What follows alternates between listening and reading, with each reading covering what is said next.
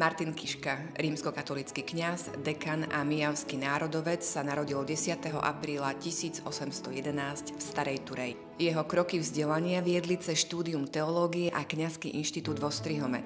Ako kaplán následne pôsobil v Dolnej Krupej, Piešťanoch a Starej Turej, no jeho život je najviac spätý s Mijavou, kde od roku 1848 pôsobil ako farár. Práve tento čas bol pre národné dejiny prelomový a Kiška zohral v revolučnom roku na Mijave významnú úlohu. Na ľudovom zhromaždení podporil svojich priateľov Štúra a Hurbana. Mijavská fara bola aj v porevolučných časoch útočiskom slovenskej inteligencie a Kiška bol pre Mijavčanov významnou morálnou oporou.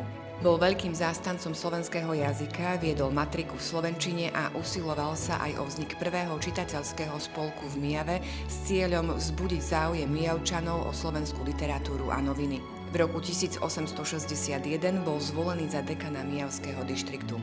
Podporil Martinské memorandum slovenského národa a patril tiež medzi členov novozaloženej Matice slovenskej. Ako rímskokatolícky farár v Mijave pôsobil príkladne a až do smrti v roku 1885 zostal verný národným myšlienkam. V roku 2026 si pripomíname 215.